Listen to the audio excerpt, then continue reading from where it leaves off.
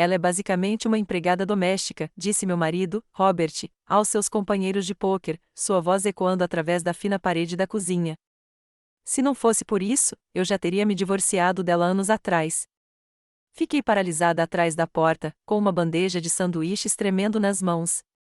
5 anos de sacrifício, 5 anos acreditando que eu estava sendo uma boa esposa, reduzida a uma maldita empregada doméstica. Fui direto para o nosso quarto, abri o laptop dele e comecei a tirar prints de tudo que encontrava. O que aconteceu em seguida mudou tudo. Se você está assistindo, clique no botão de inscrição e me conte nos comentários de onde está assistindo, porque você está prestes a testemunhar a história de vingança mais gratificante que já ouviu. Deixe-me voltar. Meu nome é Margaret Thompson, mas todos me chamam de Meg. Tenho 58 anos e, até aquele momento, eu pensava que estava vivendo uma vida de nobre sacrifício. 5 anos atrás, meu marido, Robert, sofreu um acidente de carro que o deixou com mobilidade limitada e dor crônica. Os médicos disseram que ele havia recuperado cerca de 70% de suas funções, mas ele ainda tinha dificuldade para caminhar longas distâncias e precisava de ajuda com muitas tarefas diárias. Ou assim eu acreditava. Reduzi minha carga horária como professora de arte para cuidar dele, e acabei pedindo demissão de vez quando ele me convenceu de que precisava de apoio em tempo integral. Virei sua motorista, sua agenda, sua assistente pessoal e seu saco de pancadas emocional. Meg, este café está horrível, ele gritava da sala todas as manhãs, às 6 horas em ponto. Não um bom dia, nem um obrigado por me fazer café, só reclamações. Sempre reclamações. Os médicos disseram que suas limitações físicas eram reais, mas que ele conseguiria superar grande parte da dor e da incapacidade com esforço. Robert alegou que os médicos não entendiam sua condição. Eles me veem por 20 minutos a cada poucos meses, dizia ele. Você convive com isso todos os dias. Você sabe o quanto eu realmente estou sofrendo. E eu acreditei nele. Quando ele disse que não conseguia ir até a caixa de correio, eu fui até lá. Quando ele disse que levantar qualquer coisa acima de 4,5 kg era uma agonia, eu levantei tudo. Quando ele disse que a dor impossibilitava a concentração nas tarefas domésticas, eu assumi tudo. Eu dizia a mim mesma que estava sendo uma boa esposa, na saúde e na doença, certo? Que piada! O engraçado de ser cuidador de alguém é que você se torna invisível. Eu estava lá para servir, não para ser visto ou ouvido. Os amigos do Robert vinham toda sexta-feira para jogar pôquer e falavam de mim como se eu fosse um móvel. Sua esposa tem sido muito dedicada durante tudo isso, dizia um deles. Ela está com as mãos ocupadas, respondia Robert com um sorriso irônico. Mas alguém tem que fazer isso, né? Eles riam enquanto eu servia bebidas e limpava a bagunça deles. A dispensa casual era quase pior do que insultos diretos. Nossos 2 filhos, Sarah, 38, e Michael, 35, raramente nos visitavam porque Robert os convencia de que eu era superprotetora e o fazia parecer mais incapacitado do que realmente era. Quando apareciam, me criticavam por tratá-lo como um bebê. Papai parece frustrado, mãe. Talvez você devesse incentivá-lo a fazer mais por si mesmo. Tem certeza de que ele precisa de tanta ajuda? Ele parece mais forte do que você o faz parecer.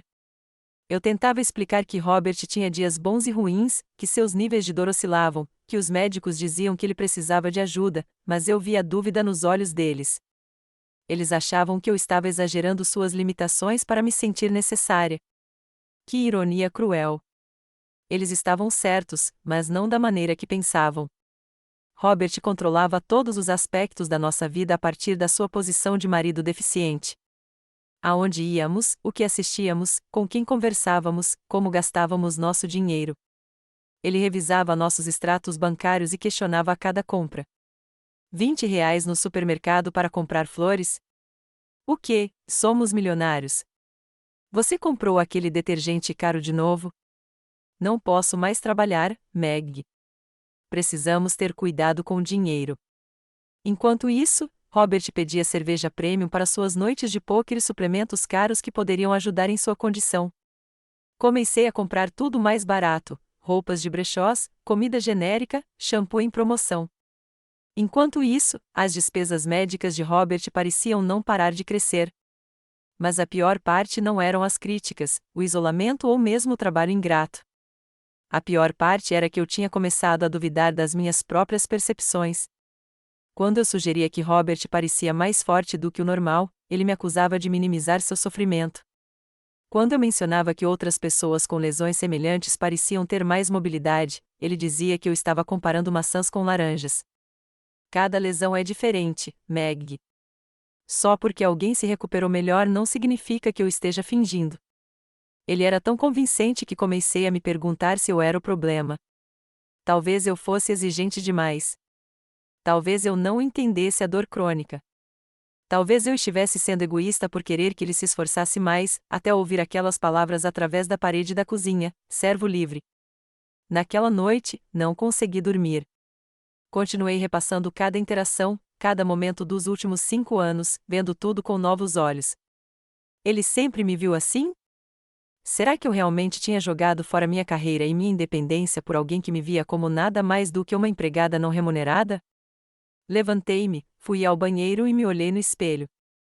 A mulher que me encarava estava cansada, pálida, invisível. Quando eu havia parado de ter importância completamente? Foi então que decidi descobrir exatamente que tipo de homem eu estava servindo. E acredite, o que descobri fez aqueles comentários da noite de pôquer soarem como elogios. Na manhã seguinte, fiz algo que não fazia há anos. Dei uma olhada no celular do Robert enquanto ele dormia.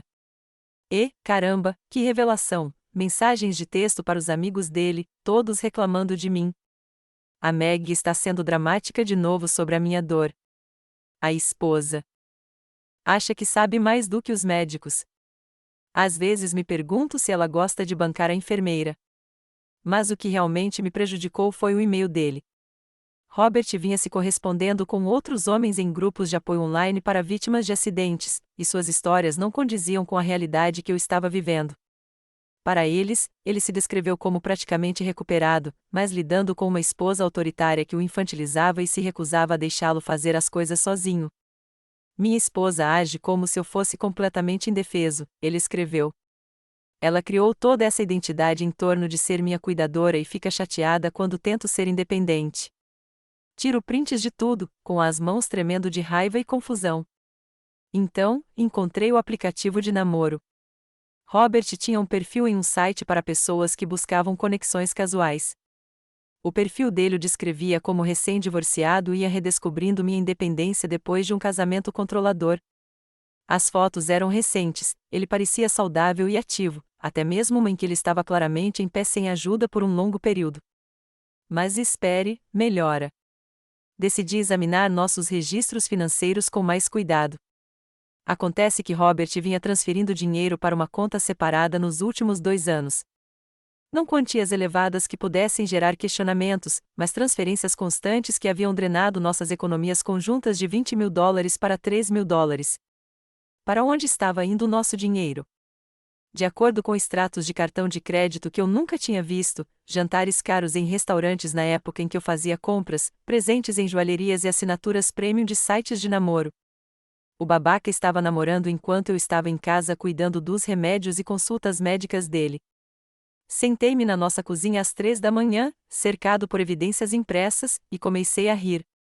Não um riso feliz, aquele tipo de riso louco que você dá quando percebe que toda a sua vida foi uma mentira cuidadosamente orquestrada. Então parei de rir e comecei a usar a estratégia. Primeiro, liguei para nossa seguradora para analisar o caso de Robert. O representante ficou confuso quando perguntei sobre seu estado funcional atual. De acordo com sua última avaliação, o Sr. Thompson recuperou mobilidade significativa. Suas anotações da fisioterapia mostram que ele é capaz de viver de forma independente com um mínimo de adaptações. Desculpe. O quê?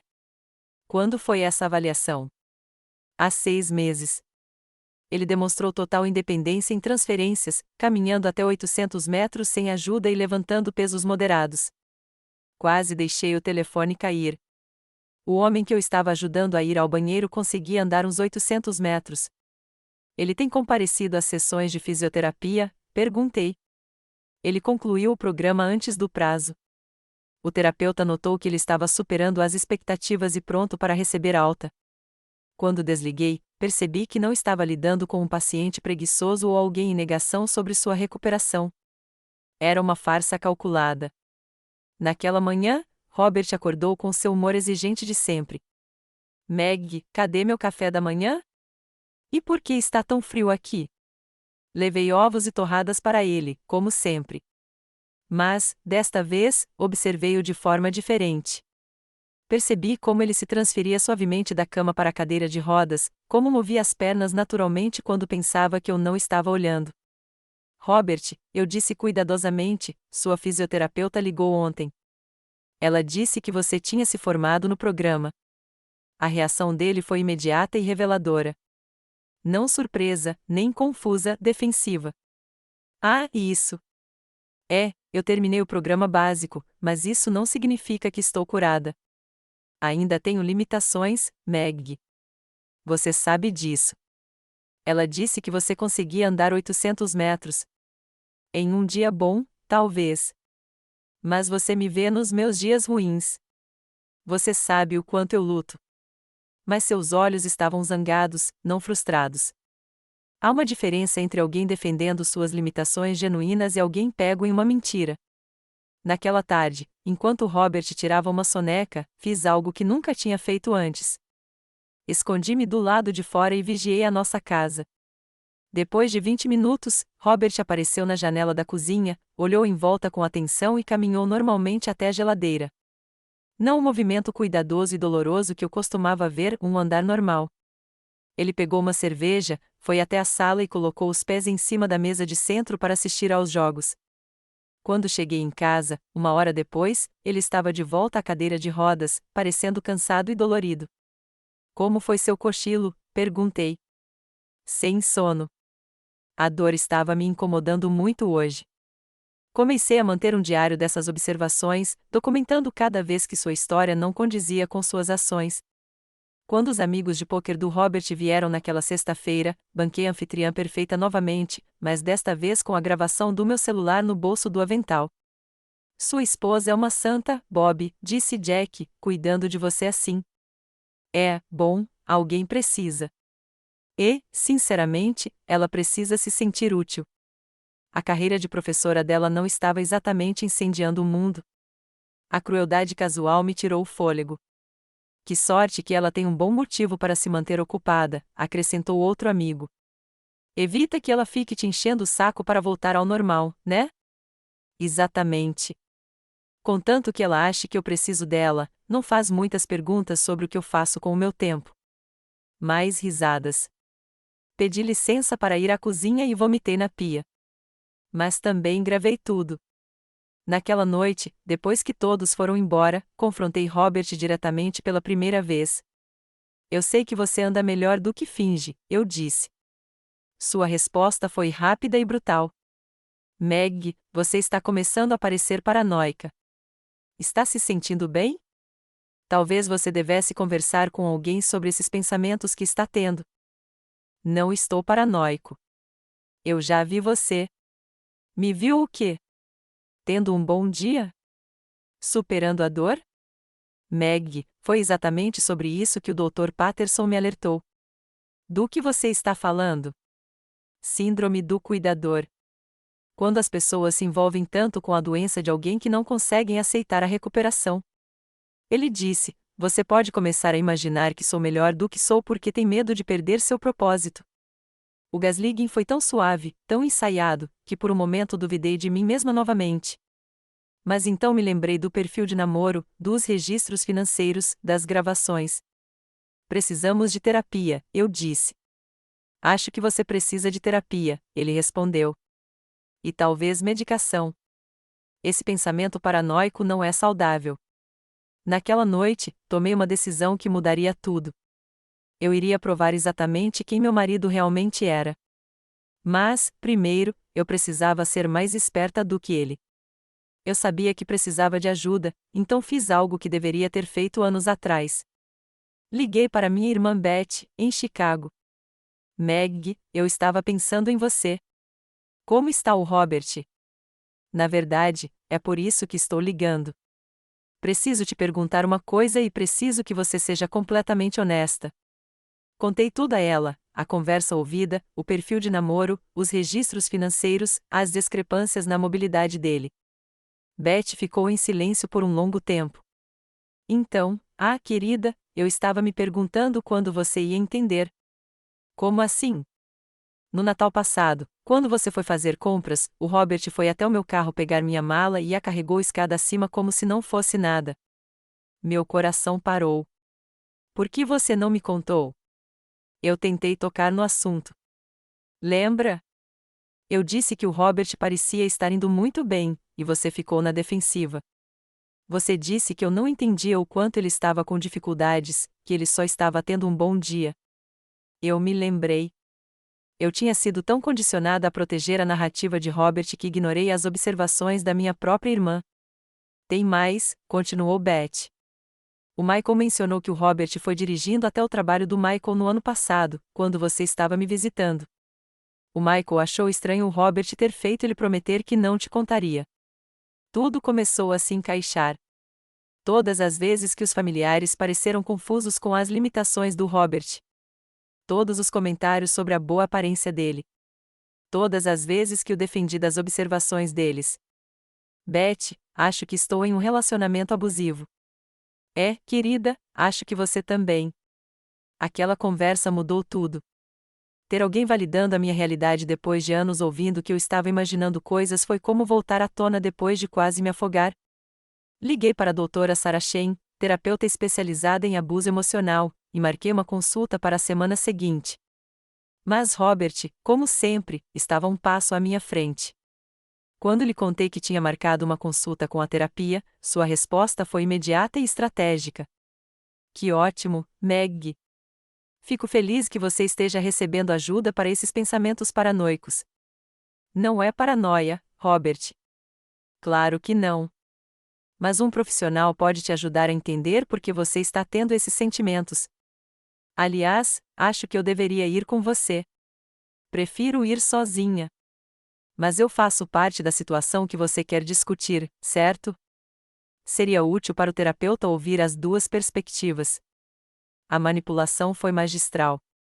Ele se posicionava como marido sensato e preocupado, enquanto me fazia parecer que eu estava escondendo algo.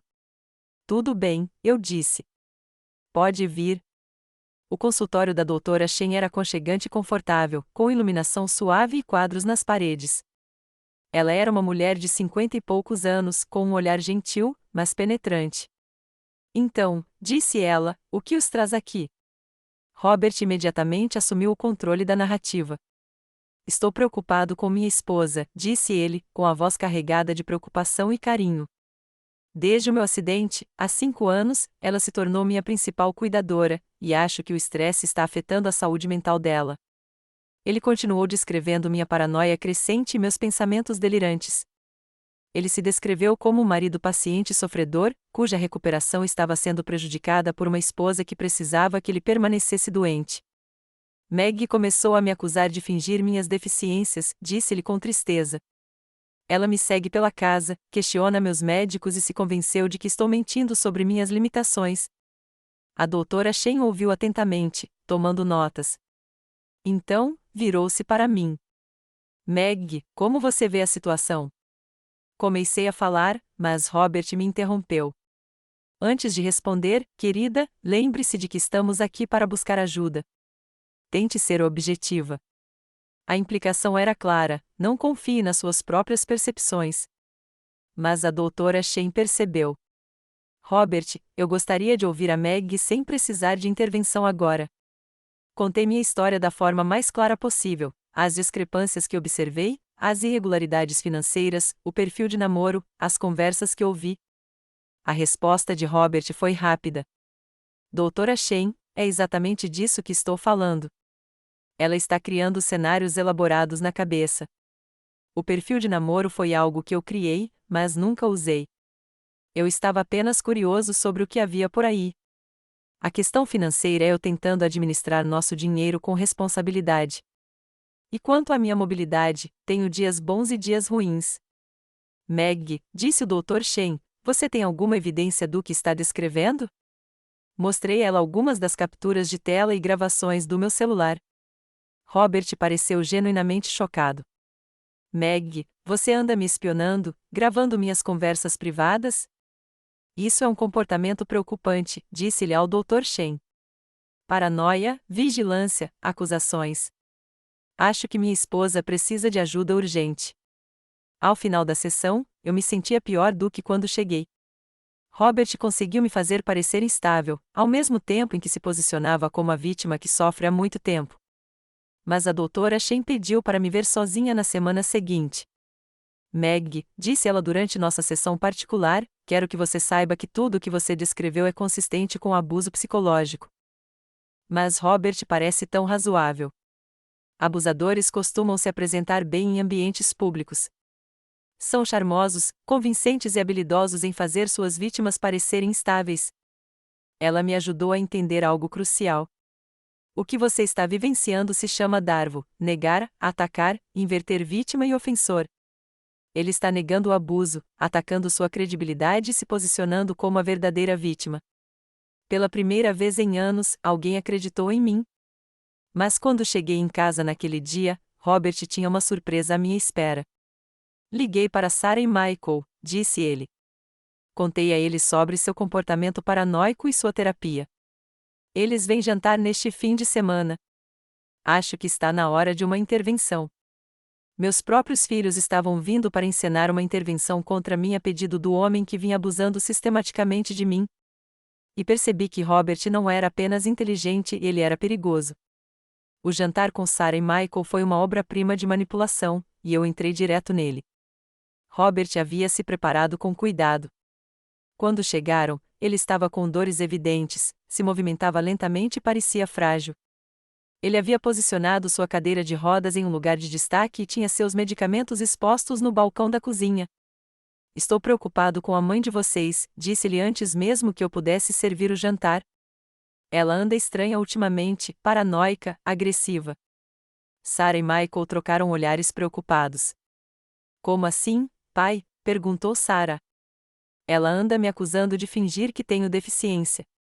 Ela me segue com o celular, me gravando.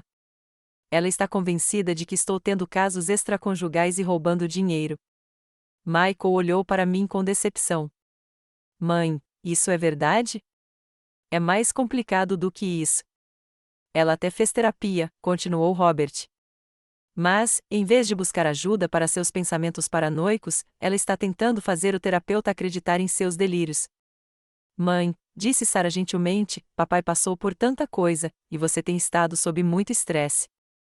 Talvez esteja vendo coisas que não existem. Tentei explicar sobre as evidências que havia encontrado, mas cada vez que falava, parecia mais desesperada e desequilibrada. Robert ficou sentado ali, parecendo triste e paciente, ocasionalmente estremecendo de dor. A questão é, disse Michael, que o papai parece mesmo muito limitado. Quer dizer, olha só para ele. No mesmo instante, Robert se esforçou para alcançar seu copo d'água, e Michael imediatamente se levantou para ajudá-lo. Viu, disse Robert suavemente, é com isso que eu lido todos os dias. Mas, de alguma forma, sua mãe se convenceu de que estou fingindo. Talvez, sugeriu Sarah, a mamãe precise de uma pausa, um tempo longe para ter uma perspectiva. Era exatamente isso que eu estava pensando, disse Robert. Talvez a Meg pudesse visitar a Beth por algumas semanas, se distanciar um pouco, descansar um pouco. Eles estavam conspirando para me mandar embora. Na minha própria casa, minha família discutia como lidar com a minha crise de saúde mental. Eu não vou a lugar nenhum, eu disse com firmeza. A sala ficou em silêncio. A máscara de Robert caiu por um instante. Vi um lampejo de raiva cruzar seu rosto antes que ele voltasse a se expressar com tristeza e preocupação. Claro que não, querida, ele disse. Foi só uma sugestão. Todos nós queremos o melhor para você. Mas depois que Sarah e Michael foram embora naquela noite, Robert desistiu completamente da farsa. Correu tudo bem, disse ele, levantando-se da cadeira de rodas e caminhando normalmente até a cozinha. Nada como crianças preocupadas para te manter na linha. Olhei para ele. Você nem está mais tentando esconder. Por que eu deveria? Quem vai acreditar em você? Seus próprios filhos acham que você está tendo um colapso. Tenho provas. Você tem gravações de conversas privadas obtidas ilegalmente e fotos que poderiam ser explicadas de uma dúzia de maneiras diferentes. Enquanto isso, tenho histórico médico, deficiências documentadas e uma esposa claramente instável. Ele estava certo, e nós dois sabíamos disso. Eis o que vai acontecer, continuou Robert, com a voz calma e ameaçadora. Você vai parar com essa bobagem de detetive amador. Vai voltar a cuidar de mim como uma boa esposa. E se não fizer isso, vou mandar te internar. Você não pode fazer isso. Não posso. Tenho anotações de um terapeuta sobre o seu comportamento paranoico. Tenho testemunhas da sua instabilidade. Tenho filhos adultos que estão preocupados com a sua saúde mental. Ele se aproximou de mim. E, pela primeira vez em nosso casamento, eu realmente tive medo dele. Você criou essa situação, Meg. Você se tornou indispensável e depois se tornou louca. Agora você está presa aos dois. Naquela noite, fiquei deitada na cama planejando minha fuga. Mas todos os cenários que imaginei terminavam da mesma forma, com Robert convencendo a todos de que eu era o problema. Na manhã seguinte, liguei para a doutora Shen para uma sessão de emergência. Ele virou meus próprios filhos contra mim, contei a ela. E está ameaçando me internar. Meg, os agressores costumam piorar a situação quando sentem que estão perdendo o controle. O que Robert está fazendo é clássico, isolando você dos sistemas de apoio e usando a autoridade institucional para manter o poder. O que posso fazer? Você precisa de aliados, pessoas que acreditem em você e a apoiem quando Robert tentar minar sua credibilidade. Mas minha própria família não acredita em mim. Então precisamos encontrar outros familiares. Beth, talvez amigos, qualquer pessoa que possa ter notado inconsistências no comportamento de Robert. Pensei nisso. Beth tinha visto o Robert andar. Minha velha amiga Janete, da escola, sempre fazia perguntas incisivas sobre a recuperação de Robert. Até o amigo de pôquer de Robert, Jack, parecia incomodado com algumas coisas que Robert dizia sobre mim. Precisamos documentar tudo daqui para frente, continuou o Dr. Shen. E precisamos ser estratégicos. Robert conta com você para agir emocional e impulsivamente. Precisamos ser mais inteligentes do que isso. Como? Dando a ele exatamente o que ele espera, enquanto constrói um caso que ele não prevê. Naquela tarde, liguei para Beth e perguntei se poderia ir visitá-la. Claro, ela respondeu imediatamente. Por quanto tempo você estava pensando? 1 ou 2 semanas. Robert acha que preciso de um tempo para clarear a mente. E o que você acha? Acho que preciso de um tempo para planejar. Quando contei a Robert sobre a viagem, ele ficou satisfeito e satisfeito. Ótimo, disse ele. Um pouco de distância ajudará você a ter uma perspectiva sobre seu comportamento. O que ele não sabia era que eu já havia pesquisado advogados de divórcio online e marcado uma consulta com Patricia Morrison, uma das principais especialistas em direito de família de Chicago. Mas Robert tinha mais uma surpresa para mim antes de eu partir. Na noite anterior à minha viagem, encontrei-o ao telefone com alguém, falando baixinho. Sim, ela tem demonstrado um comportamento paranoico e agressivo. Não, ela recusou medicação. Acho que ela pode ser um perigo para si mesma. Ele estava ligando para solicitar uma avaliação de saúde mental. Se eu não fizesse isso perfeitamente, não perderia apenas meu casamento. Eu perderia minha liberdade. Beth me pegou no aeroporto de Chicago, olhou para mim e disse: Meu Deus, Meg, você parece um fantasma. Eu me sinto como um. Durante o trajeto até o apartamento dela, contei ela sobre a ameaça de Robert de me internar, sobre o jantar com Sarah e Michael, sobre como ele me isolou completamente. Vamos resolver isso, disse Beth com firmeza. Mas vamos ser inteligentes. Patricia Morrison era tudo o que eu esperava de uma advogada, perspicaz, experiente e completamente indiferente a histórias tristes. Deixe-me ver suas provas, disse ela. Espalhei tudo o que havia coletado, extratos bancários, capturas de tela, gravações, fotos. Ela revisou tudo cuidadosamente. Esta é uma boa documentação, mas não é suficiente para uma vitória clara. Seu marido é inteligente. Ele criou explicações plausíveis para a maior parte disso. Então, O que eu faço? Precisamos de mais, e precisamos que seja obtido legalmente. Essas gravações que você fez sem o consentimento dele não serão admissíveis em Illinois. Meu coração apertou. Então, não tenho nada? Você tem um ponto de partida, mas precisamos construir um caso mais forte. Ela se inclinou para a frente. Conte-me sobre o atendimento médico dele. Quem são os médicos dele? Dei a ela os nomes do clínico geral de Robert, do fisioterapeuta dele e do especialista em tratamento da dor que ele consultava ocasionalmente. Vou pedir ao investigador que examine os registros médicos dele com as devidas intimações. Se houver discrepância entre o que ele lhe disse e o que os médicos dele documentaram, isso é fraude. E quanto à avaliação de saúde mental que ele está tentando acionar? Vamos nos adiantar. Vou te avaliar com um psicólogo forense especializado em casos de abuso. Se você for considerada mentalmente competente, o que será? Isso fará com que as alegações dele pareçam retaliatórias. Pela primeira vez em meses, senti esperança. Mas Meg, alertou Patrícia, isso vai ficar feio.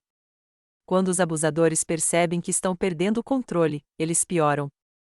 Você está preparada para isso? Pensei em voltar para aquela casa, para aquela vida, para ser a serva livre de Robert pelo resto dos meus dias. Estou preparada. A doutora Elizabeth Harper era uma psicóloga forense com credenciais que pareciam um livro didático.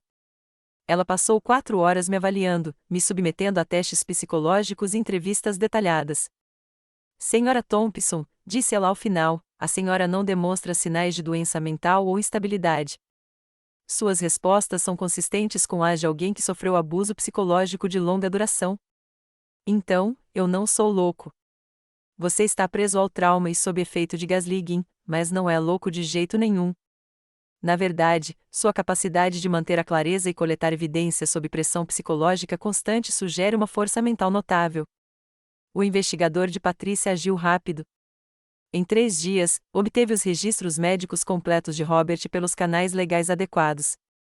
Os resultados foram explosivos. Os registros de fisioterapia de Robert mostraram que ele havia recuperado 85% da mobilidade pré-acidente em 2 anos. Seu médico especialista em tratamento da dor notou que Robert possivelmente estava exagerando os sintomas para benefício secundário. Seu clínico geral havia recomendado o retorno ao trabalho 2 anos antes. Melhor ainda, o investigador descobriu algo que eu desconhecia. Robert vinha secretamente recebendo benefícios por invalidez de seu antigo empregador, enquanto escondia sua recuperação. Isso é fraude federal, disse Patrícia ao ver os relatórios. Ele vem roubando dinheiro da seguradora há 3 anos. Mas o verdadeiro avanço veio quando o pesquisador fez algo que eu jamais poderia ter feito. Ele entrevistou o fisioterapeuta de Robert diretamente. O Sr. Thompson solicitou especificamente que eu não contatasse a família dele sobre o progresso dele, disse o terapeuta ao pesquisador. Ele disse que a esposa dele era superprotetora e que interferiria na recuperação dele se soubesse como ele estava. Você achou isso incomum? Muito incomum. A maioria dos pacientes quer que a família saiba quando estão melhorando. O Sr. Thompson parecia quase ansioso para que a esposa não descobrisse. O padrão era claro e documentado. Robert vinha me enganando deliberadamente sobre sua condição há anos. Mas, quando voltei de Chicago, descobri que Robert também estava ocupado. Como foi sua viagem? Perguntou ele quando entrei. Ele estava em sua cadeira de rodas, com aparência frágil e preocupada. Você conseguiu alguma perspectiva? Foi útil, eu disse cuidadosamente. Que bom, porque enquanto você esteve fora, conversei com a Sarah e o Michael. Estamos todos preocupados com você, Meg. Ele me entregou um folheto de uma instituição de saúde mental. Providenciei uma avaliação voluntária para você só há alguns dias para garantir que você esteja bem. Voluntário? Bem, não precisa ser voluntário. Tenho documentação do seu comportamento paranoico, e o Dr. Shen tem anotações sobre seus episódios preocupantes. Olhei o folheto. A instituição era legítima, mas eu sabia como essas coisas funcionavam. Depois de ser internado para avaliação, poderia ser difícil sair se alguém alegasse que você representava um perigo para si mesmo ou para os outros. Preciso pensar nisso, eu disse. Claro. Mas, Meg, sua voz ficou fria, o tempo para pensar é limitado. Você vai conseguir ajuda de um jeito ou de outro. Naquela noite, liguei para Patrícia Morrison. Ele está forçando a barra, eu disse a ela. Acho que tenho talvez 1 ou 2 dias antes que ele me interne. Então é hora de ir. Com que rapidez você consegue voltar para Chicago? Não sei. Ele está me observando atentamente agora. Meg, me escuta. Você consegue ir ao banco amanhã? Talvez. Por quê? Vamos congelar as contas conjuntas e entrar com um pedido de divórcio emergencial, mas você precisa ser a primeira a fazer isso. E se ele estiver certo? E se eu for louca? Meg, loucos não perguntam se são loucos, e você tem um rastro de evidências que um investigador federal acabou de verificar. Confie em si mesma. Na manhã seguinte, disse a Robert que ia fazer compras no supermercado. Em vez disso, fui ao banco, saquei metade das nossas economias conjuntas e congelei as contas. Depois, fui ao cartório e pedi o divórcio. Quando Robert percebeu o que tinha acontecido, eu já estava de volta ao avião para Chicago. Mas eu o subestimei uma última vez. Quando aterrissei, tinha 17 chamadas perdidas e uma mensagem de voz que me fez gelar o sangue. Meg, você acabou de provar tudo o que eu disse sobre o seu estado mental.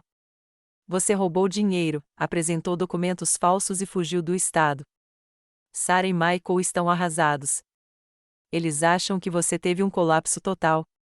Ele fez uma pausa e, quando voltou a falar, sua voz estava diferente, não triste ou preocupada, mas friamente triunfante. Estou entrando com uma reconvenção por abuso de idosos e incapacidade mental. E quando eu terminar, você vai se arrepender de ter ficado naquela bela instituição que eu escolhi para você. A guerra havia começado oficialmente. O contra-ataque de Robert foi rápido e brutal. Em menos de 48 horas após meu pedido de divórcio, ele me retratou como uma abusadora de idosos que estava roubando de um homem com deficiência e encobrindo o ocorrido com falsas acusações. O advogado dele era bom. Muito bom. Eles entraram com um pedido de tutela de urgência alegando que eu era mentalmente incapaz e que havia acessado fraudulentamente nossos bens em conjunto durante um surto psicótico. O jornal local publicou uma matéria: professora local acusada de abuso de idosos foge do estado após roubar do marido deficiente. Alguém, imagino que Robert, havia vazado detalhes seletivos que me fizeram parecer um monstro. A senhora Thompson supostamente sacou $15.000 de contas conjuntas antes de fugir para outro estado, dizia o artigo. Seu marido, que precisa de cuidados em tempo integral devido a deficiências causadas por um acidente de carro, ficou sem acesso a fundos para suas necessidades médicas.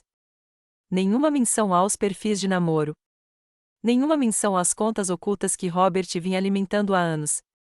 Nenhuma menção ao seu estado de saúde real. Patrícia Morrison leu o artigo e balançou a cabeça. Ele está interpretando isso perfeitamente, fazendo você parecer o agressor enquanto se posiciona como a vítima. Então, o que fazemos?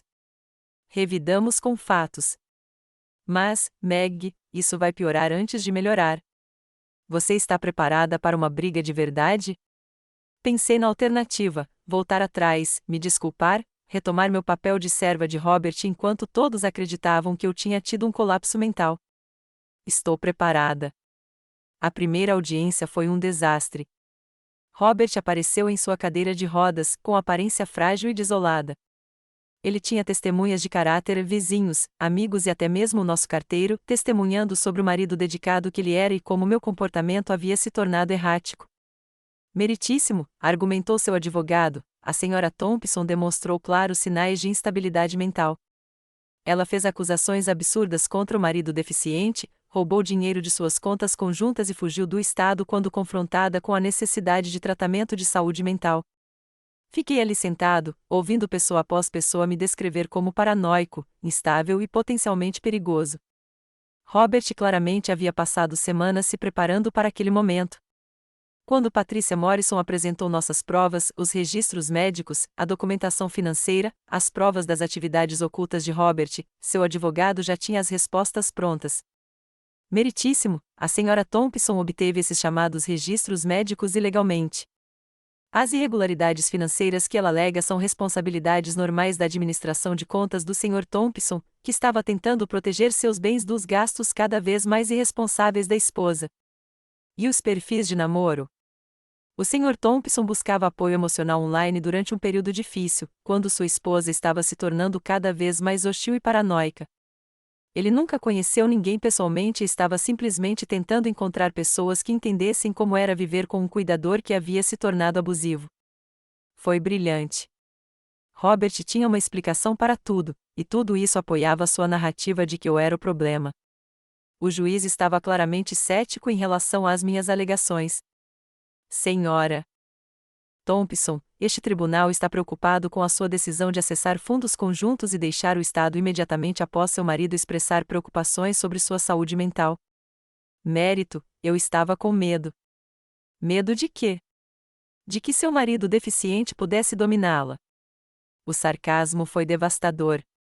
O juiz ordenou uma avaliação psicológica completa para nós dois e congelou todos os bens até que a avaliação fosse concluída.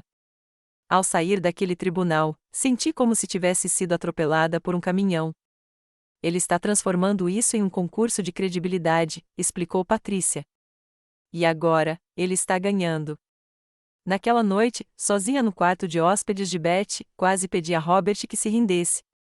A luta parecia impossível. Ele era esperto demais, preparado demais, convincente demais. Mas então me lembrei de algo que o Dr. Shen havia dito: abusadores são tão poderosos quanto suas vítimas permitem que sejam. Na manhã seguinte, fiz algo que me apavorou. Liguei para Sarah. Mãe, ela parecia chocada. Onde você está? O papai está morrendo de preocupação. Sarah, preciso que você me escute. Escute de verdade, sem interromper. Mãe, o papai nos contou sobre o dinheiro que você pegou, sobre você ter fugido. Sarah, por favor, me dê só 5 minutos. Contei tudo a ela, não a versão raivosa e desesperada que eu já havia tentado antes, mas um relato calmo e factual, os perfis de namoro ocultos, os registros financeiros, a documentação médica mostrando a verdadeira condição de Robert. Posso te enviar provas de tudo o que estou dizendo, terminei. Houve um longo silêncio. Mãe, isso é muito difícil de acreditar. Eu sei, mas você pode dar uma olhada nas provas que eu te enviar? Outra pausa. Ok, eu vou dar uma olhada. Naquela tarde, enviei tudo por e-mail para Sarah, extratos bancários, capturas de tela, registros médicos, o relatório do investigador, tudo. Ela me ligou de volta 3 horas depois, chorando. Meu Deus, mãe. Ele tem mentido sobre tudo, não é? Sim. Me sinto tão idiota. Eu deveria ter te ouvido. Você não foi idiota, querida. Ele é muito convincente. O que posso fazer para ajudar? Pela primeira vez em meses, senti que tinha uma aliada. Mas Robert não tinha desistido. Quando percebeu que Sarah estava vacilante, tomou a atitude mais implacável até então. Ligou para o conselho tutelar e relatou que eu era uma avó instável que representava um perigo potencial para meus netos. Sarah me ligou chorando. Mãe, estão mandando alguém me entrevistar sobre a segurança dos meus filhos perto de você. Papai contou a eles que você tem tido episódios de violência. Episódios de violência? Ele disse que você jogou coisas nele e o ameaçou com facas de cozinha. Senti o resto da minha ingenuidade morrer. Não se tratava mais apenas de divórcio ou dinheiro. Robert estava tentando destruir todos os meus relacionamentos, todas as conexões que poderiam me dar força. Sarah, você sabe que eu nunca. Eu sei, mãe. Eu sei. Mas eles precisam investigar. Foi aí que percebi a estratégia de Robert. Ele não estava apenas tentando ganhar no tribunal. Ele estava tentando me fazer desistir, elevando o custo da luta. Mas Robert cometeu um erro crucial. Ele subestimou o quanto eu havia mudado durante aquelas semanas em Chicago. Eu não era a mesma mulher que fora sua serva por 5 anos. Eu não seria mais intimidada ou manipulada. Se Robert queria uma guerra, ele a teria. Mas, desta vez, eu também lutaria sujo. A avaliação psicológica durou 3 dias, e eu sabia que tudo dependia dela. A doutora Amanda Foster era uma psicóloga forense nomeada pelo tribunal com 20 anos de experiência. Ela era minuciosa, profissional e não se deixava impressionar por charme ou manipulação. Minha avaliação veio primeiro: 3 horas de testes psicológicos, entrevistas detalhadas sobre meu casamento e uma revisão de todas as evidências que eu havia coletado. Senhora Thompson, disse o Dr. Foster ao final da nossa última sessão, seu perfil psicológico é totalmente consistente com o de alguém que sofreu abuso emocional contínuo. A senhora não apresenta sinais de doença mental, pensamento paranoico ou instabilidade. E quanto às alegações de Robert de que eu era violento? Não há evidências em sua constituição psicológica que sustentem alegações de comportamento violento. Na verdade, suas respostas sugerem alguém que foi sistematicamente vítima de manipulação psicológica. A avaliação de Robert foi diferente. A doutora Foster o flagrou mentindo várias vezes durante as sessões. Quando ela pediu que ele demonstrasse suas limitações físicas, seu desempenho foi inconsistente com seus registros médicos. O Sr. Thompson alegou que não conseguia andar mais de 15 metros sem sentir dor intensa, observou ela em seu relatório. No entanto, imagens de vigilância do estacionamento do tribunal mostram que ele andou normalmente por mais de 60 metros para evitar a espera por vagas para deficientes. Ela também aplicou testes projetados para detectar simulação, fingimento ou exagero de sintomas. As respostas do Sr. Thompson em escalas de validade sugerem exagero deliberado de sintomas físicos e psicológicos, afirmou seu relatório. Mas o verdadeiro avanço veio quando a doutora Foster fez algo inesperado. Ela entrevistou os amigos de pôquer de Robert. Jack, aquele que parecia incomodado com os comentários de Robert sobre mim, finalmente contou a verdade. Bob vem se gabando há anos de como enganou completamente a esposa, disse Jack à doutora Foster. Ele diz que ela acha que ele é mais incapacitado do que realmente é, e ele gosta disso porque ela cuida de tudo. Ele alguma vez indicou que estava exagerando deliberadamente suas limitações? Ah, sim. Ele chamou isso de usar a carta da deficiência. Ele achou engraçado. Os outros jogadores de pôquer confirmaram declarações semelhantes. Anos de Robert se gabando de me manipular, tudo documentado em entrevistas oficiais. Quando o relatório da doutora Foster foi apresentado ao tribunal, foi devastador para Robert. O Sr. Thompson demonstra um padrão de fraude deliberada em relação às suas capacidades funcionais, escreveu ela. Suas alegações de abuso conjugal parecem ser de natureza retaliatória. A Sra. Thompson não apresenta sinais de instabilidade mental e parece ser vítima de abuso psicológico contínuo. Mas o advogado de Robert tinha mais uma carta na manga. Entrou com uma ação alegando que a doutora Foster era tendenciosa, pois se especializava em casos de violência doméstica e estava predisposta a ver abuso onde não existia. Meritíssimo, argumentou o advogado de Robert, a doutora Foster construiu uma carreira descobrindo casos de abuso. Ela tem interesse financeiro e profissional em encontrar casos de abuso em todos os casos que avalia. Foi uma atitude desesperada, mas funcionou. O juiz ordenou uma segunda avaliação com um psicólogo diferente. O Dr. Michael Stevens era mais velho, mais conservador e inicialmente cético em relação às alegações de abuso. Percebi desde o nosso primeiro encontro que ele pensava que eu provavelmente era uma mulher manipuladora tentando se aproveitar de um homem com deficiência. Mas o Dr. Stevens também foi minucioso e honesto. Quando revisou os registros médicos reais de Robert, não a história que Robert contou, mas os fatos médicos documentados, sua atitude mudou completamente. Senhora Thompson, disse-lhe durante nossa última sessão, devo-lhe um pedido de desculpas. Quando li sobre este caso pela primeira vez, presumi que a senhora estivesse exagerando em suas alegações, mas as evidências são contundentes. O que a convenceu? Os próprios registros médicos do seu marido. A discrepância entre sua real capacidade funcional e suas limitações relatadas é tão extrema que só pode ser fraude deliberada. O relatório do Dr. Stevens foi ainda mais prejudicial que o do Dr. Foster. O Sr. Thompson perpetrou uma fraude sofisticada e constante a respeito de sua condição física e emocional, escreveu ele. Isso parece fazer parte de uma estratégia deliberada para manter o controle psicológico sobre sua esposa por meio de desamparo aprendido e dependência econômica. 2 avaliações psicológicas independentes, ambas chegando à mesma conclusão: Robert era um abusador e eu era a vítima dele. Mas Robert teve uma última atitude desesperada. Na noite anterior à nossa próxima audiência, meu telefone tocou. Era o Michael. Mãe, o pai está no hospital. Meu coração parou. O que aconteceu? Ele desmaiou em casa. Deixou um bilhete dizendo que o estresse das suas acusações estava causando sérios problemas de saúde. Mesmo sabendo o que eu sabia sobre Robert, meu primeiro instinto foi culpa e medo. Ele está bem? Ele está estável. Mas, mãe, o bilhete mencionava você especificamente. Ele disse: a pressão do processo judicial estava afetando a condição cardíaca dele. Percebi o que Robert estava fazendo.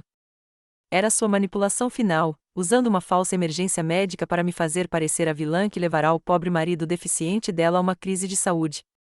Michael, preciso que você me escute com muita atenção, mas era tarde demais. Quando voltei para Minnesota, o noticiário local publicava notícias sobre o veterano deficiente hospitalizado devido ao estresse causado pelas alegações de abuso da esposa. Robert conseguirá transformar sua própria manipulação em uma vitória final. Ou assim ele pensava. Porque havia uma coisa que Robert não sabia.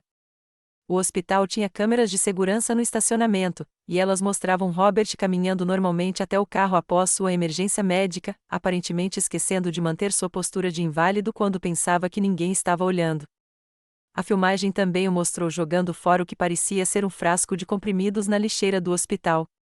Quando a polícia o recuperou, descobriu que estava cheio de soníferos de venda livre, não o suficiente para ser perigoso, mas o suficiente para causar sonolência e levá-lo a ser internado para observação. Robert havia fingido sua própria emergência médica e, desta vez, finalmente tinha ido longe demais. Eu tinha tudo o que precisava: os registros médicos, as provas financeiras, o depoimento de Linda, o relatório do investigador de seguros. Patricia Morrison havia preenchido toda a papelada. A armadilha estava armada. Tudo o que eu precisava era do momento perfeito para acioná-la. Esse momento chegou numa manhã de terça-feira, quando Robert acordou com intoxicação alimentar. Ele havia comido algo estragado durante o jogo de pôquer na noite anterior e, às 6 horas, estava realmente doente e cólicas estomacais, náuseas, tudo. Pela primeira vez em anos, ele realmente precisava de ajuda. Meg, ele chamou do quarto, com a voz fraca e desesperada. Meg, preciso de ajuda. Acho que estou muito doente. Eu o ouvia vomitando no banheiro, completamente miserável. O antigo eu teria corrido para ajudar, teria passado o dia cuidando dele, levando água, sopa e roupas limpas. Em vez disso, caminhei calmamente até o nosso quarto e fiquei parada na porta. Robert estava sentado na beira da cama, de cueca, com uma aparência genuinamente horrível. Por um momento, ele quase pareceu o homem indefeso de quem eu cuidei todos esses anos. Graças a Deus você está aqui, disse ele, com a voz fraca. Preciso de ajuda para me limpar. Acho que sofri um acidente. Olhei para aquele homem que me chamara de empregada doméstica, que roubara nosso dinheiro enquanto eu sacrificava tudo, que saía com outras mulheres enquanto eu trocava seus lençóis. Fui até a comoda, peguei uma fralda geriátrica limpa e joguei na cama ao lado dele. Você disse que eu sou apenas uma empregada doméstica, eu disse calmamente. Aqui está sua fralda. Boa sorte. Robert me encarou em choque. Meg, do que você está falando? Estou doente. Preciso de ajuda. Você precisou de muitas coisas ao longo dos anos, Robert, mas nunca precisou de mim. Virei-me e caminhei em direção à porta, onde minha mala já estava pronta e me esperando. Aonde você vai? Ele gritou para mim, com o pânico transbordando em sua voz. Para viver a minha vida. Você não pode simplesmente me deixar assim. Eu sou deficiente. Parei na porta e olhei para ele uma última vez. Não, Robert, você não é. Enquanto eu dirigia para longe daquela casa, pude ouvi-lo gritando meu nome da janela do quarto. Mas, pela primeira vez em 5 anos, não olhei para trás. Em menos de 1 hora, eu estava em um avião para Chicago. Naquela tarde, Patricia Morrison estava entregando a Robert os papéis do divórcio e uma ordem de restrição. Mas isso era só o começo. Enquanto Robert lidava com sua intoxicação alimentar e tentava descobrir para onde eu tinha ido, o investigador da seguradora executava mandados de busca em seus registros financeiros. Linda, sua namorada, que pensava que ele era divorciado, estava sendo interrogada por investigadores federais sobre o caso de fraude. Seus registros médicos estavam sendo intimados pelo tribunal. Seus colegas de pôquer estavam sendo chamados para testemunhar sobre suas ostentações. Quando Robert percebeu o que estava acontecendo, já era tarde demais. O servo perfeito havia se tornado o promotor perfeito, e eu estava apenas começando. A ligação chegou naquela noite, enquanto eu jantava com Beth e Patrícia. Senhora Thompson, aqui é o detetive Martinez, da unidade de fraudes. Prendemos seu marido sob acusações de fraude em seguros, fraude financeira e fraude em benefícios por invalidez. Como ele está lidando com isso? Ele está exigindo ligar para a esposa para pagar a fiança.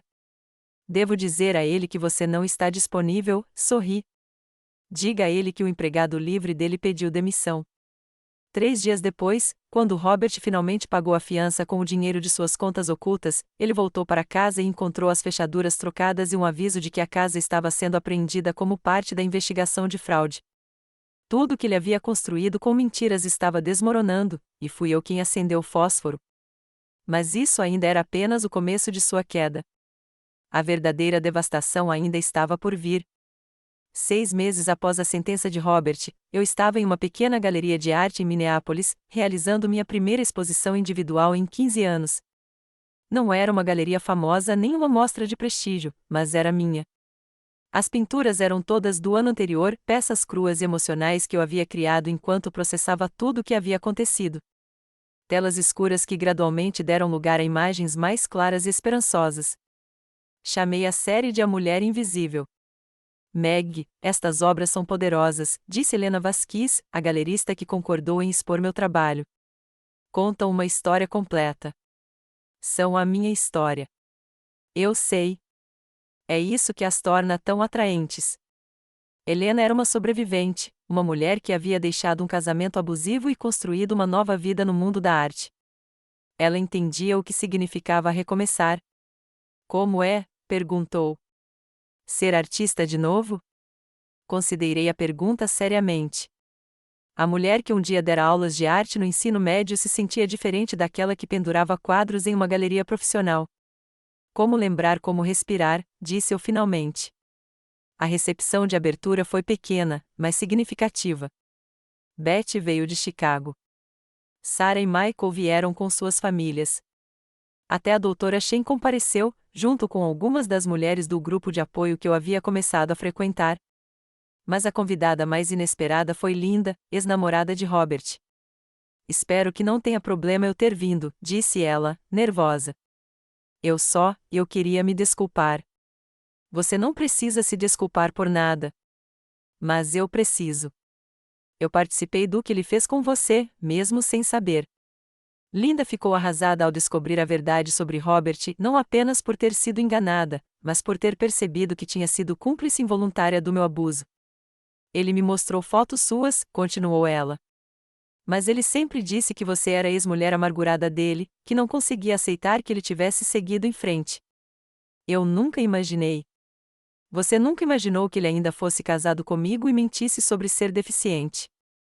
Meu Deus, quando você coloca dessa forma, parece loucura. Foi loucura, mas foi isso que fez funcionar. Quem acreditaria em algo tão louco? Linda ficou durante toda a recepção, e acabamos conversando por horas sobre as táticas de manipulação de Robert. Ela também as tinha vivenciado, só que do outro lado. Ele estava sempre me testando, percebeu enquanto conversávamos, sempre me pressionando para ver até onde eu toleraria, até onde ele conseguiria ir. É isso que os abusadores fazem. Eles descobrem seus limites e os expandem lentamente até que você não se lembre mais de onde costumavam estar. A exposição durou 6 semanas e vendeu mais do que qualquer um esperava. Mas, mais importante, iniciou conversas. Mulheres vinham à galeria e ficavam em frente às minhas pinturas por longos períodos, vendo claramente algo que ressoava com suas próprias experiências. Certa tarde, uma mulher de 40 e poucos anos se aproximou de mim enquanto eu estava na galeria. Você é a artista? Perguntou ela. Sou sim. Preciso te perguntar uma coisa, e espero que não seja muito pessoal, mas como você soube? Como soube que era a hora de ir embora? Observei seu rosto, vendo a confusão e a dor que reconheci da minha própria jornada. Eu não sabia, disse honestamente.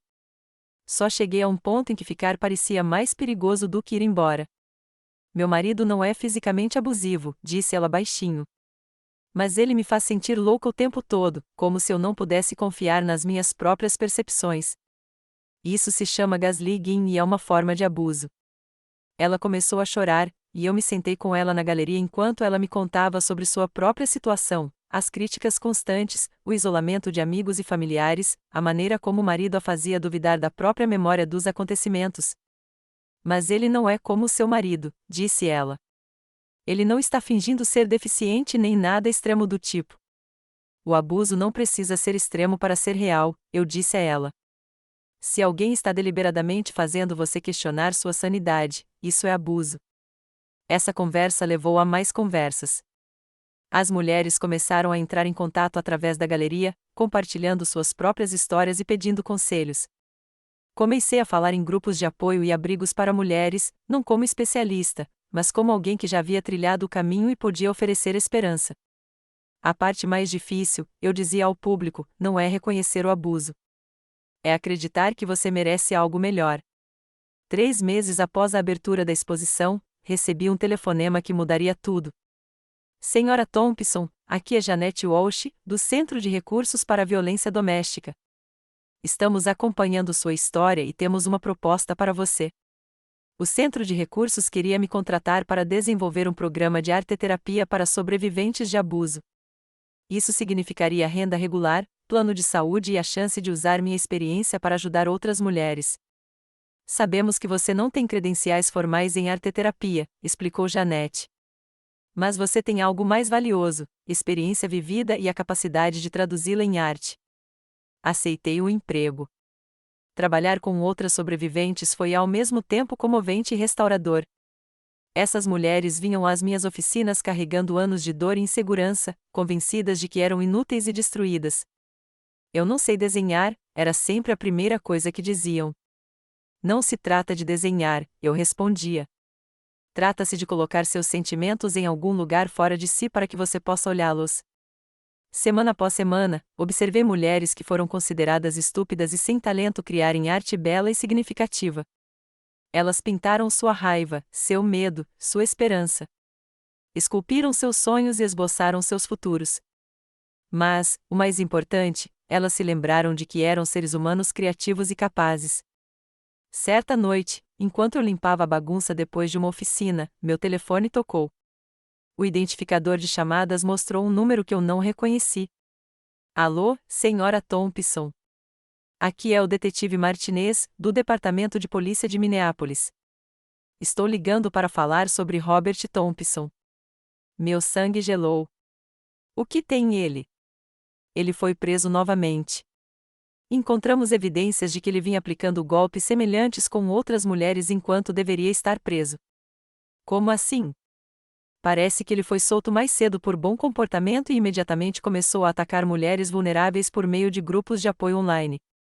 Ele se passa por um veterano com deficiência e engana mulheres para obter dinheiro e assistência.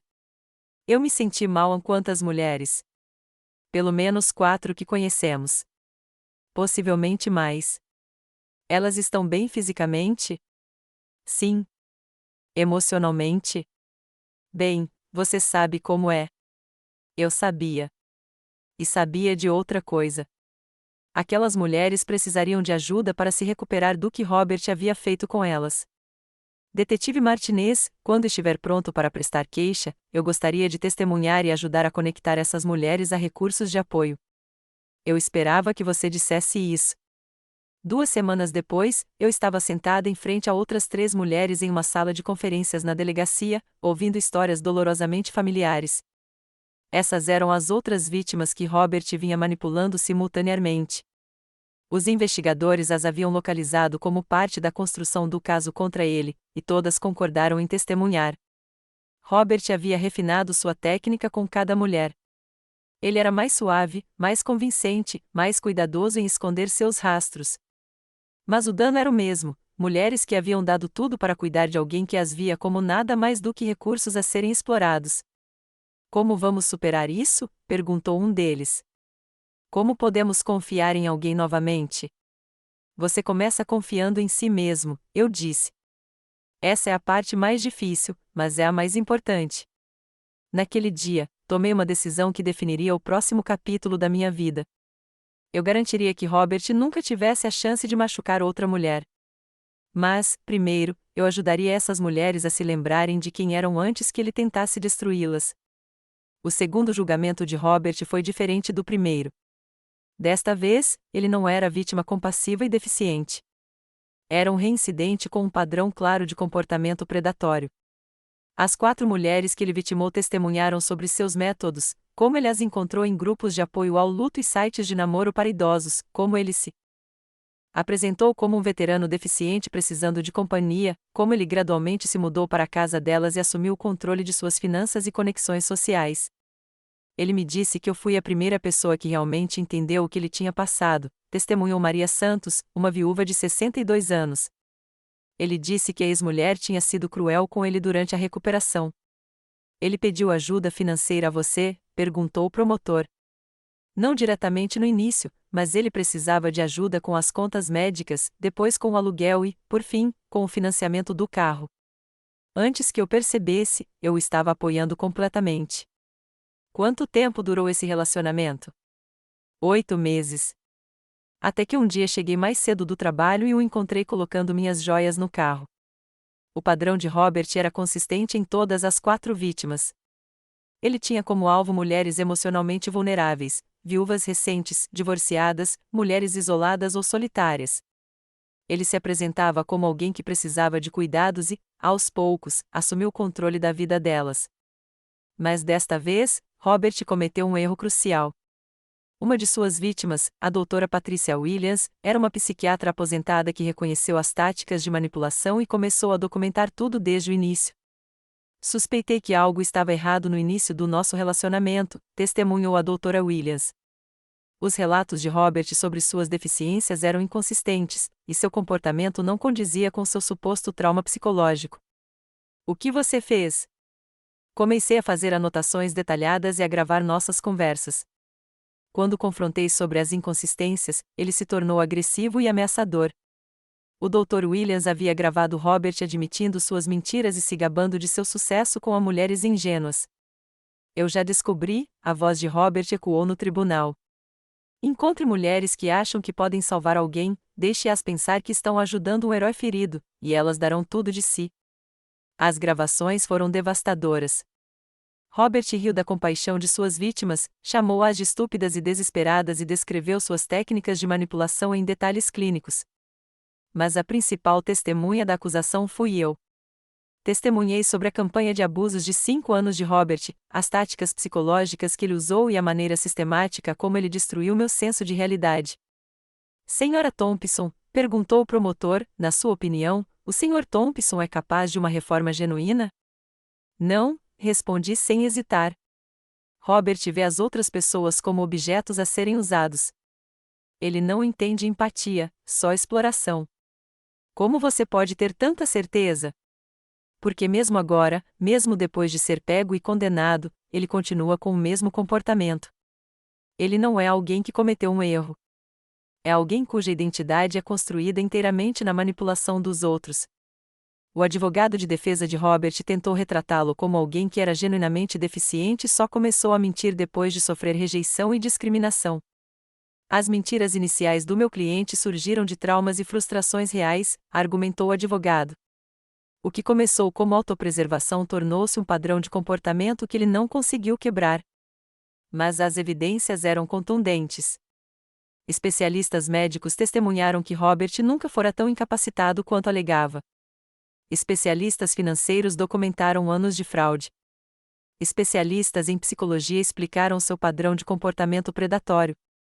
O júri levou 6 horas para considerá-lo culpado de todas as acusações.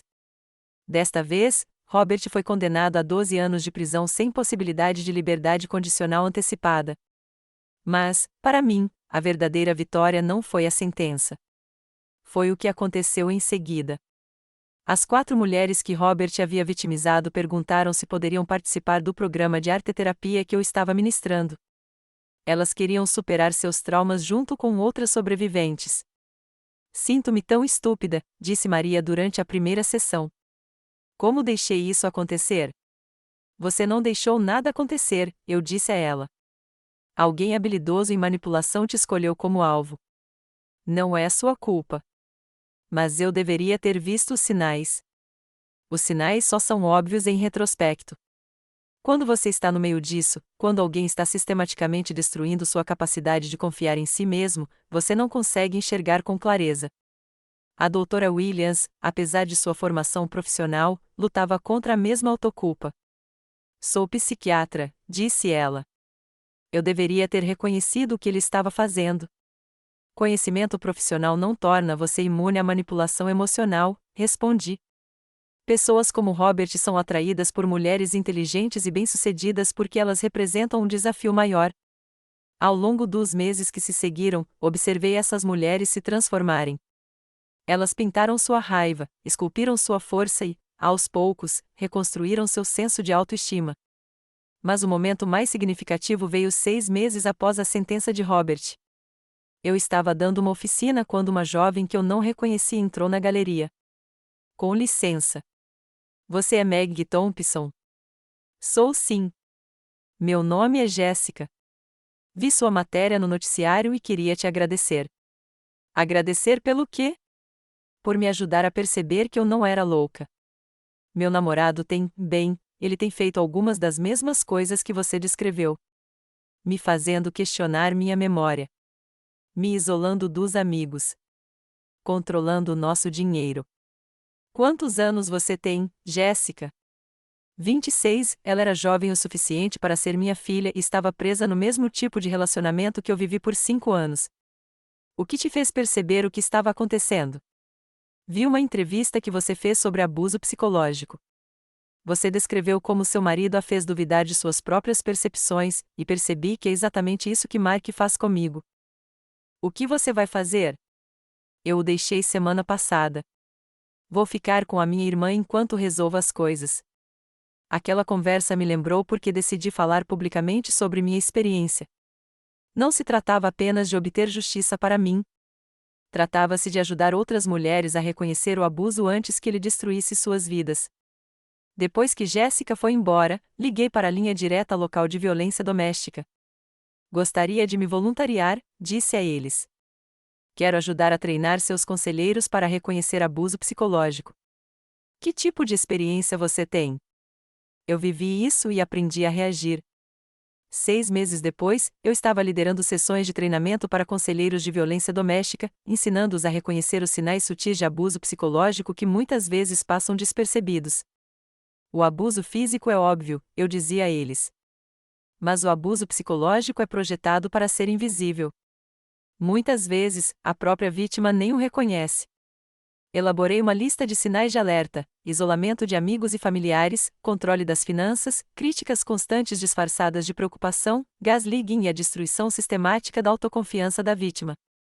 O mais importante, eu dizia aos conselheiros, acredite nas vítimas quando elas dizem que algo parece errado, mesmo que não consigam articular exatamente o que é. 1 ano após a sentença final de Robert, recebi uma homenagem inesperada. O Ministério Público do Estado me convidou para palestrar em uma conferência sobre abuso de idosos e fraude financeira, não como vítima, mas como especialista em manipulação psicológica. De pé naquele pódio, olhando para uma plateia de policiais, assistentes sociais e profissionais do direito, percebi o quanto eu havia viajado. 5 anos antes, eu era a serva invisível de Robert, duvidando das minhas próprias percepções e acreditando que não merecia nada melhor. Agora, eu era alguém cuja voz importava, cuja experiência tinha valor, cuja história poderia proteger outras mulheres. O abuso psicológico, eu disse à plateia, é projetado para fazer as vítimas desaparecerem enquanto ainda estão vivas. O objetivo do abusador é apagar o senso de identidade da vítima até que ela exista apenas para atender às necessidades de outra pessoa. Mas aqui está o que os abusadores não entendem: eles podem tornar você invisível, mas não podem fazer você desaparecer. E quando você se lembra que existe, quando você se lembra que importa, o poder deles sobre você se rompe. Após meu discurso, um jovem promotor se aproximou de mim. Senhora Thompson, tenho um caso que gostaria de discutir com a senhora. Estamos processando um homem que vem abusando financeira e emocionalmente de sua mãe idosa. A senhora consideraria ser consultora no caso? Claro. Enquanto dirigia para casa naquela noite, pensei na estranha jornada que me trouxera aquele momento. 5 anos de abuso levaram a 2 anos de luta, o que me levou a uma nova carreira ajudando outras pessoas a lutar. Robert tentou me apagar, mas, em vez disso, me ajudou a descobrir quem eu realmente era: alguém que não podia ser apagada, alguém que se recusava a permanecer invisível, alguém que havia transformado sua pior experiência em sua maior força. 3 anos depois, estou sentada no meu pequeno apartamento escrevendo um artigo para uma revista local sobre como reconhecer o abuso psicológico. Não é um livro best-seller nem uma plataforma nacional, mas é a minha voz, e as pessoas estão ouvindo. O programa de arteterapia que ajudei a desenvolver agora funciona em 3 abrigos locais. Falo regularmente em grupos de apoio e, ocasionalmente, em conferências regionais. É um trabalho constante e significativo que paga as contas e alimenta a minha alma. Mas o trabalho que mais importa para mim acontece todas as terças-feiras à noite em uma sala de um centro comunitário, onde lidero um grupo de arteterapia para mulheres que estão reconstruindo suas vidas após abusos. Não sei pintar, disse Carmen, uma nova integrante do nosso grupo, na semana passada. Ela tinha 43 anos e havia se divorciado recentemente de um homem que a convenceu de que ela não valia nada por 15 anos. Não se trata de pintar, eu disse a ela, entregando-lhe um pincel. Trata-se de lembrar que você existe. Ao final da sessão, Carmen havia criado uma pequena tela coberta de traços vermelhos, fortes e agressivos. Não era tecnicamente proficiente, mas era honesto e poderoso. Faz anos que não me sinto tão presente, disse ela, olhando para o seu trabalho. É para isso que estamos aqui, para ajudar uns aos outros a se tornarem visíveis novamente. Ainda penso em Robert às vezes, geralmente quando trabalho com mulheres que sofreram manipulação semelhante. Ele foi condenado a 8 anos e poderá pedir liberdade condicional em mais 3 anos.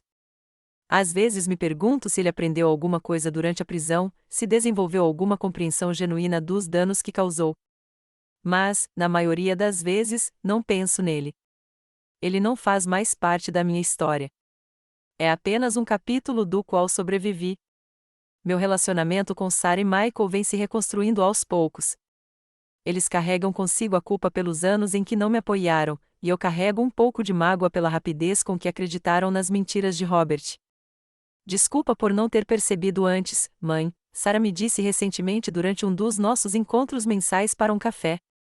Achei que estava sendo objetiva, mas estava sendo cega. Você não estava preparado para ver manipulação sofisticada, respondi. Isso não é culpa sua. Michael traz os filhos para visitar a cada poucos meses. Meus netos, agora com 12 e 10 anos, adoram ouvir histórias sobre a avó, a artista que ajuda as pessoas. Eles ainda não sabem a história completa. Isso é para quando forem mais velhos. O acontecimento mais inesperado na minha vida foi a minha amizade com a doutora Patricia Williams, uma das outras vítimas de Robert, que compareceu ao meu julgamento e entrou em contato comigo depois. Patrícia entende o trauma único de ser manipulada por alguém como Robert de uma forma que nem mesmo outras sobreviventes de abuso às vezes conseguem. Nos tornamos o teste de realidade uma da outra, ajudando-nos mutuamente a confiar em nossas próprias percepções e julgamentos. Você já sentiu falta de ser necessária? Patrícia me perguntou enquanto tomávamos um café na semana passada. Não pelo Robert, mas pela sensação de ser essencial para alguém. Era uma boa pergunta. Havia algo de sedutor em ser cuidadora do Robert, em acreditar que eu era indispensável. Sinto falta de me sentir útil, eu disse. Mas aprendi a diferença entre ser necessário e ser usado. Qual é a diferença? Quando alguém precisa de você, fica grato. Quando alguém te usa, tem direito. Agora, sou necessária para as mulheres nos meus grupos de terapia, para as organizações que me pedem para falar, para os jornalistas que querem entender o abuso psicológico. Mas é uma necessidade saudável. Elas valorizam meus insights e minha experiência, mas não esperam que eu desapareça em seus serviços. No mês passado, recebi uma carta que me lembrou da importância deste trabalho. Prezada senhorita Thompson, dizia, vi sua história no jornal local no ano passado. Na época, eu estava em um relacionamento que eu achava simplesmente difícil. Mas depois de ler sobre sua experiência, percebi que era abusivo.